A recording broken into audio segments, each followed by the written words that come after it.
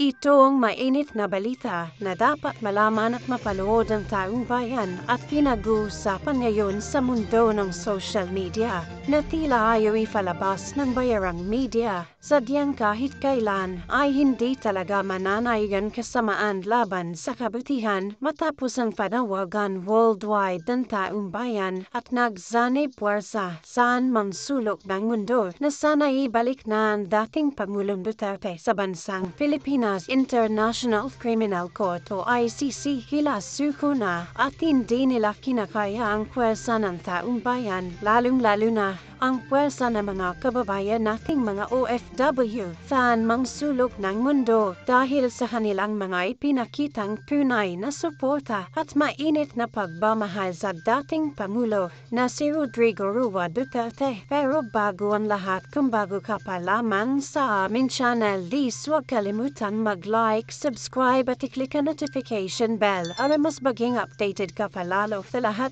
pa ng bagong video na i-upload namin. At eto na nga mga kababayan, matapos ang walang katapusang panawagan saan mang sulok ng mundo ng mga Pilipino at kahit na ang ibang lahi na ibalik na ang dating Pangulong Duterte sa bansang Pilipinas ay tila ito na ang pinakamagandang balita mula sa ICC Netherlands na pilit ayaw di umanong ipalabas ng mga bayarang media sa publiko. Mukhang pila suko na ang ICC na hindi nila kinakaya ang pinapakitang puwersa ng ating mga kababayang OFW dahil sa kanilang ipinakitang walang humpay at mainit na suporta at pagmamahal kay dating Pangulong Rodrigo Duterte. Ayon pa sa kumpirmadong balita, ICC may considered actions of Duterte in bid for interim release. Lawyer says yan ay marahil nakita ng dayuhang hukuman o ICC kung gaano kamahal ng mga Pilipino lalong-lalo na mga kababayan natin mga OFW saan panig ng mundo ang dating Pangulong Rodrigo Duterte at kung magpapatuloy pa ito ay malaki ang tsansa di umano na talagang makakauwi sa lalong madaling panahon ang dating Pangulong Duterte. Has the former president made any statements or requests regarding the ongoing protests in support or against him, and why or how will this protest interfere with the case? Well, what I want to say on that matter is that the other day he celebrated his 80th birthday. There was a huge outpouring of support and love both in the Philippines and here in the Netherlands. That has touched him. He's been made aware of it and he's very grateful for that. The family wants to make clear he acknowledges this. There should be no interference with the judicial process. Politics is one issue. He's aware of what's going on in the Philippines. Politics will take its course. But that has nothing to do with what's going on here at The Hague. What's going on here at The Hague is a judicial process and it should be allowed to run its course. There should be full respect for all participants in that process, the prosecution, the defense and the victims' counsel who will make their submissions in due course. No one should interfere with that process. Let it run its course. Yes, we understand that, but has the present or the ongoing protests or gatherings of the supporters have made any impact already for the president to actually request that? I've told you that the president has been made aware, that the former president has been made aware of the outpouring of support and love for him. It's touched him, especially on his 80th birthday. Yes, we understand that, but for him to be able to or to actually request his supporters not to interfere, has it gone? That's fully endorsed by him and his family. That's their wish and prayer. Attorney Kaufman, Vice President Sara mentioned during the president's birthday that the president is learning to wash his own laundry. Is that something that he really has to do himself? Once again, I'm not going to go into conditions inside the prison. Respect privacy. This is a matter for the family themselves and for Mr. Duterte himself. It's not my position as his lawyer to start commenting on what happens inside the prison in his daily routine. But his medical medicines, maintenance medicines, is someone administering that for him? Well, I certainly hope so. So I understand you recently underwent an operation. Will this affect your duty or the ability to defend the former president? I had an umbilical hernia which was fixed within 2 days. I was on the plane the following day, much to the annoyance of my own doctor. So you're recovering well? Is what you, if that's what you're asking. So you're in great health. Oh, Okay. Super health. Okay. Sir, I there's don't also, run a marathon, but Wow. in good health. sir, there's an okay. So there's also an argument that they say that the cases filed or the cases happened during the time that we are still part of the ICC. The Philippines is still part of the ICC. Would you care to comment to that? Once again, I think you're touching on the argument of whether or not jurisdiction can be exercised. That is something which we will litigate in court, not here. Sir, Okay. if what I read is right, you previously called Karim Khan as someone who cannot be bought and someone who is a friend of yours. Now, is that true? And how are you ready to face him He's a this time? colleague of mine. I've known him for years. Okay? And there is nothing whatsoever to suggest that Karim Khan in any way whatsoever is acting other than in absolute good faith. Do you believe that it's going to be a difficult battle in the court, considering that you respect him and you believe that he is also a very good lawyer, Not just at like all. you? And if you know how we all work and how the law works, we are impartial. We are officers of the court. That is the most important thing. We have a duty to carry out. My duty is to do my absolute best for Mr. Duterte, and I hopefully will ensure his acquittal. Mr. Khan's duty is to ensure that justice is done, and I trust that he will do that. Thank you very much. Thank you so Thank much, you, sir. sir. Thank you. Sa katunayan nga, yang nagbarikada na mismo ang ICC dahil ganyan talaga. Hindi kayo patatahimikin at tatantanan ng mga Pilipino. Nagbamahan ng tunay dating Pangulong Duterte at sa kaugnay pang balita. Ayon pa sa nilabas ng isang source online, International Criminal Court ICC may take into account the behavior of former President Rodrigo Duterte's camp and supporters in its deliberation on his interim release. An ICC-listed council has said under Article 58 of a Rome Statute, the court will consider several factors in its decision, including Duterte's voluntary appearance, the risk of obstruction to the investigation, and the possibility of continuing his alleged crime. Unquote. Mukhang tila hindi na nga nakapayanan pa ng ICC ang tensyon ng kanilang natatanggap mula sa ating mga kababayang OFW at mga Pilipinong nagsanib sa saan mang sulok ng mundo na talagang siga ay gusto nilang pauwiin na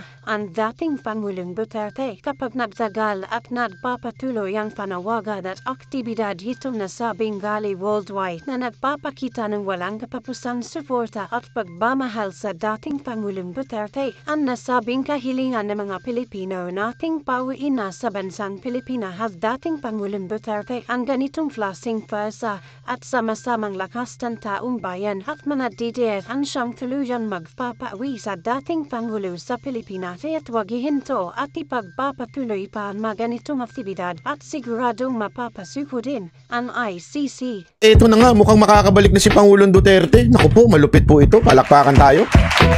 Alam nyo mga kababayan, itong nangyayari ngayon sa Dahig, talaga nga naman sinusubaybayan ng buong mundo. At isa sa sinusubaybayan at laging inaabangan ho ng mga media dito ay yung abogado ho ni Pangulong Duterte na alam mo, ano siya, may pagkamataray siya, pero gusto ko siya.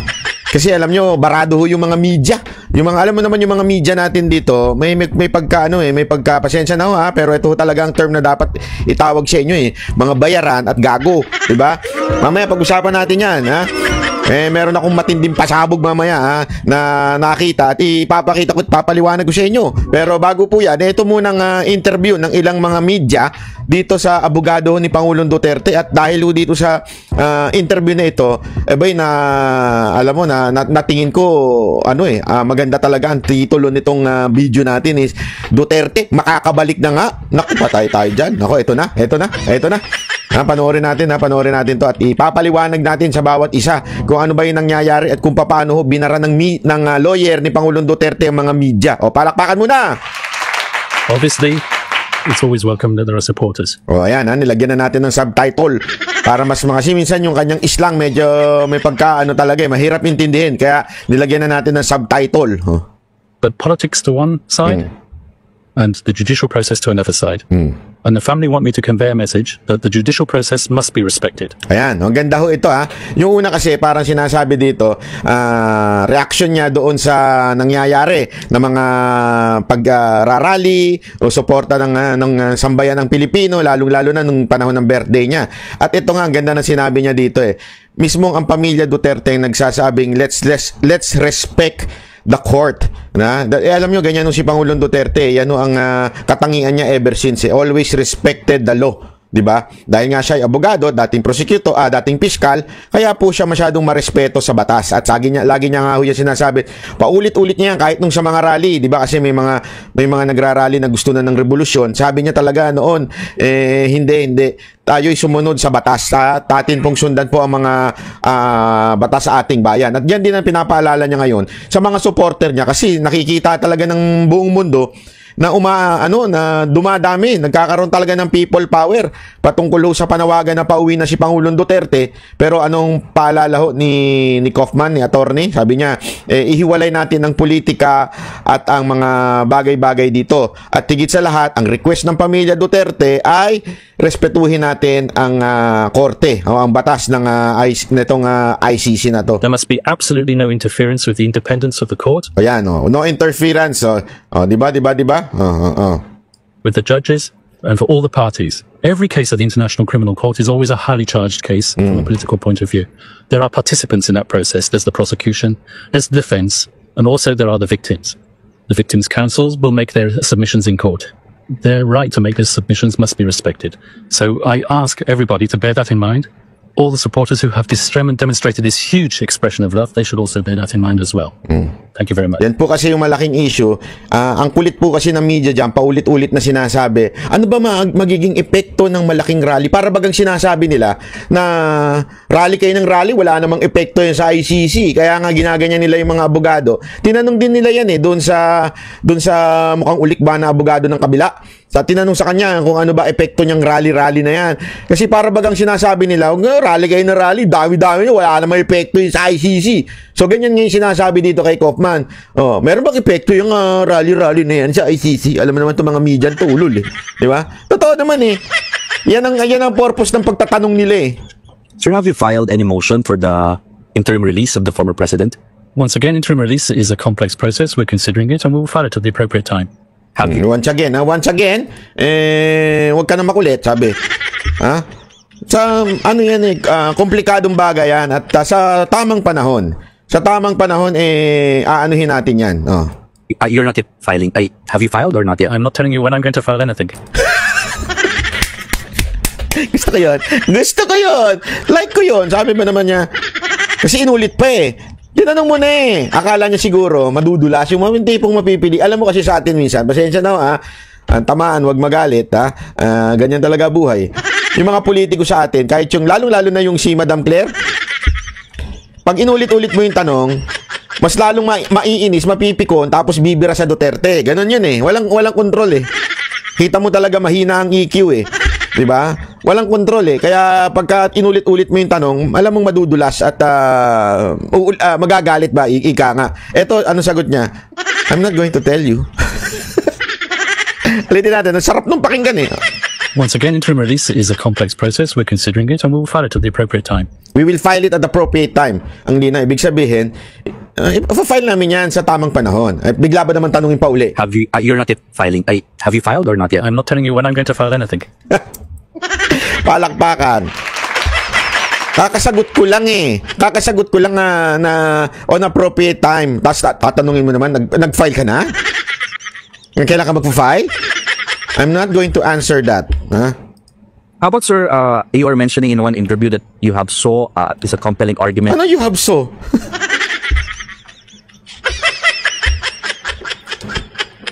No comment.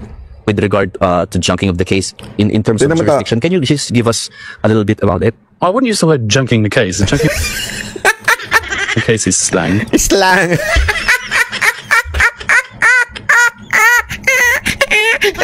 Kasi naman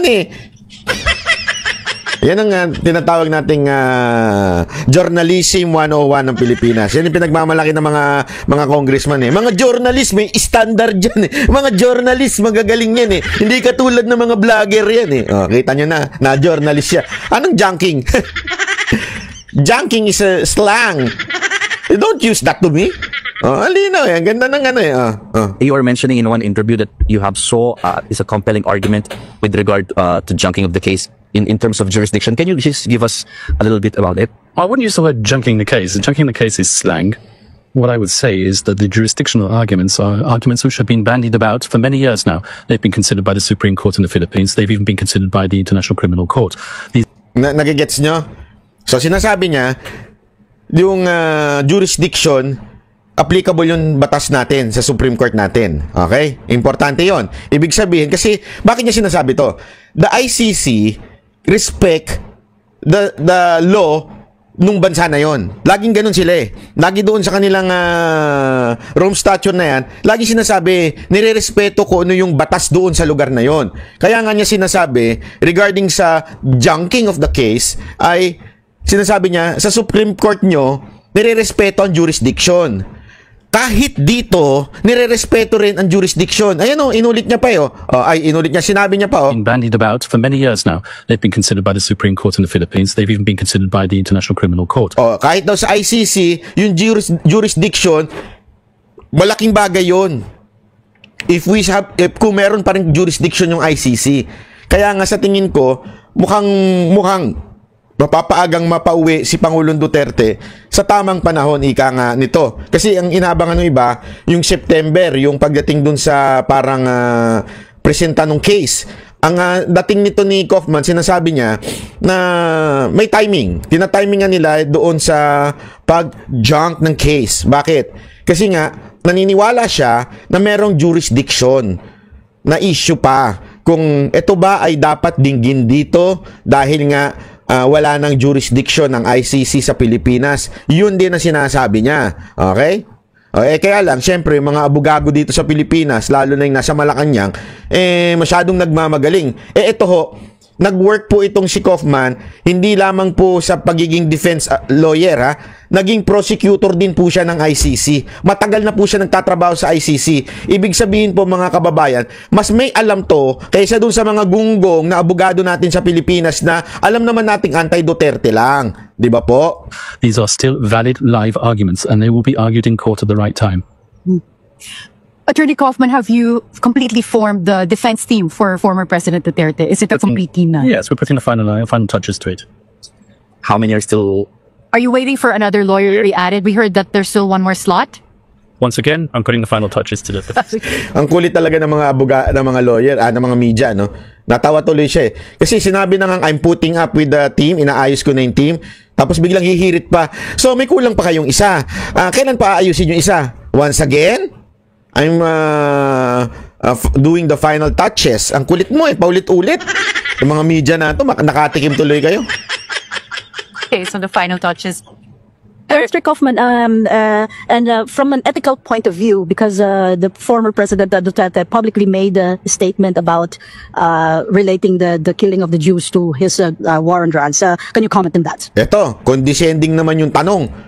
Kasi kesyo daw, again ito yung konteksto nun. Kasi ito yung laging sinasabi nito mga tarantadong media na ito. Sinasabi nila na kesyo daw hinambing ni Pangulong Duterte yung pagpatay sa mga addict, okay? Pagpatay sa mga drug lord, sa pagpatay sa mga kriminal, sa pagpatay ni Hitler dito sa mga Jews. Which is, we all know, it is bad.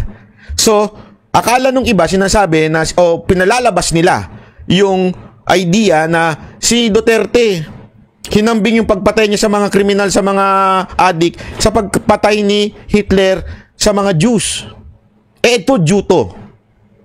So, anong ginagawa niya? Sinusubukan niyang pikunin ito at para sabihin na si Duterte ganito, 'di ba? Pero ang hindi kasi alam, buti na lang hindi sumagot ito ng diretso. Ibig sabihin talagang iniwasan niya yan. Pero ang maliho kasi dito, ang sinabi ni Pangulong Duterte, if you are comparing me to Hitler, ganun ang sinabi niya eh. If you're comparing me to Hitler, mas malala pa ako kay Hitler. Nagigets nyo? Hindi niya sinabing, ako, para ako si Hitler. Hindi niya sinabing ganun. Sila yung nagsasabi na para ako si Hitler. Kaya nga, if you are comparing me to Hitler, therefore, mas malala ako dun. Kasi nga, ginagago niya yung mga taong nagsasabing para siyang si Hitler. Naintindihan na natin. Kasi sinasabi na iba, diktador ka, para ka si Hitler, mamamatay tao ka. Ganun ba? Mas malala ako dun. Nagigets ninyo. Tapos nga yung pinalalabas nila, tingnan mo na, kinumpare niya yung sarili niya kay Hitler. Ay, mga gunggong talaga. Nakakagago talaga itong mga media. Ngayon, gagamitin pa ito para magalit itong abogadong Jew. Buti na lang ito sagot ni buti matalino ito, hindi katulad to ng mga media-medyahan natin sa Pilipinas. Ito pakingge. I'm not going to comment on that. People say things all the time. It's not my position to debate it. I have a job to do. I'm going to defend the former president to the best of my ability. Don't worry, Mr. Kaufman. If you would really dig into this, let me just say one thing, okay? Let me try my best to explain it to you in the words, in the language that you would understand. First of all, Mr. Duterte, our former president, did not say he is like Hitler who kills many Jews. He didn't say that. He said was, you people who compares me again with Hitler because of killing people, I am worse than Hitler because I kill many more. Many more. Right. Okay. What simply he's saying that he's just answering how do you call this? Satire. He's answering the accusation of people. Okay? The accusation of people that he is like Hitler. No, he didn't say he is Hitler. He just said, I am worse if you're comparing with me with Hitler because I kill more criminals. I kill criminals. That's why he is meaning many criminals. Okay? Understood, sir? Don't worry. People around you will explain it to you. Attorney Kaufman, is there any chance for former President Duterte to have his case dismissed on a jurisdictional issue? Uulitin na naman. Paulit-ulit na yung tanong. Tanga ba kayong mga media? Alam mo, ako nahihiya. Sa totoo lang, ako nahihiya para sa inyo. Kasasagot lang kanina, uulitin mo na naman tanong. Hindi, parang ang dating, hindi ka marunong umintindi. Bobo ka ba? Ganun ang dating bobo ka? Before the confirmation hearing in September. Once again, it's the judges who decide when to hear that argument. Obviously, I would like it to be heard first of all. I believe that there are compelling arguments and I will seek to persuade the judges, but the people who decide at the end of the day are the judges themselves. It's not my job to presume anything here. I believe that there is a strong argument for the lack of ability to exercise jurisdiction given the Philippines' withdrawal from the Rome Statute. I hope that the judges will accept my submission. They might decide, obviously, that they don't want to hear it at the earlier stages. They might want to combine it with the confirmation hearing itself. I hope that will not happen, but once again, it's not my position now to presume anything. Ayan, Alina, ang ganda ng sagot niya Yun talaga ay aming hihingin. Okay? But I respect the judges kung kailan nila gustong pakinggan yung argument namin. Actually, ang sinasabi niya nga dito, baka isabay na doon sa confirmation hearing. Ayan, Kaya lang, sana, wini-wish niya itself. I hope that will not happen. I hope that will not happen na ididinggin ng etong court ng ICC o ng judge ng ICC. Sana agahan. Pero syempre, nirerespeto niya yung desisyon nung korte. Okay? Malinaw ho ang sinasabi niya diyan. Okay? Para kasi alam mo very very professional. Hindi katulad nung babaeng mukhang ulikba doon sa tumutugis kay Pangulong Duterte, yung nagpo-prosecute kay Pangulong Duterte, yung komunista, yun. Abogadong, ewan ko, hindi marunong sa lengguwahe nila. Once again, it's not my position now to presume anything. I just make my submissions in court and the judges will decide. Yeah, Attorney Kaufman, you received the documentary evidences submitted by the prosecutor's office. Tingnan mo ito. Ito kasi, alam mo natatawa ako kasi pinanood ko rin yung mga interview nun ni Ulikba Hindi ko na lang babanggitin kung sino yung Ulikba Siya, ang hilig niya mag-discuss ng issue o pagdating sa mga evidence, ang hiling niya i-discuss, binabanggit niya yung dami ng tao na napatay, ilang cases. Eto, tingnan niyo yung sagot niya Nung tinanong siya tungkol doon sa evidence na pinresenta sa kanila, tingnan niyo yung sagot niya. There are expunable evidences that you think. The disclosure process is confidential and I'm not going to disclose anything about it. Palakbakan. Yan ang mga gusto kong banat Diba? Akala ko, ang mataray na abogado si Panelo. May mas mataray pala sa kanila. Ito talagang, it's confidential. I will not discuss it. Boom, kunana. Di ba? Ay, sus. Sir, sorry to reiterate the question. Sorry to reiterate. Uulitin pa talaga. Ako nahihiya sa inyo. Parang ang dating nyo talaga, ewan ko kung content lang ba kayo talaga para may balita o hindi nyo talaga naintindihan yung sagot. Ha? Again, how can you say that you can argue with regard to the jurisdiction? I think I've given my answer to that.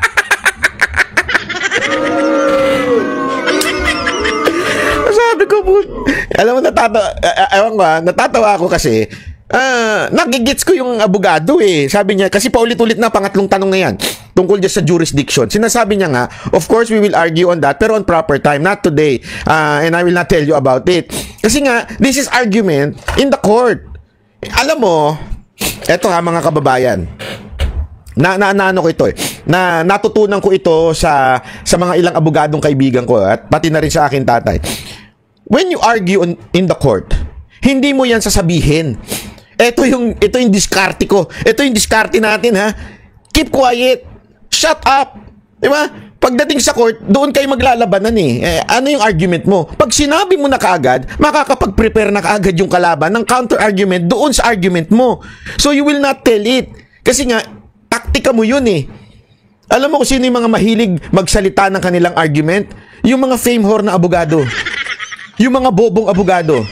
Alam na, basta ito, pag ang abogado madaldal, delicates yan.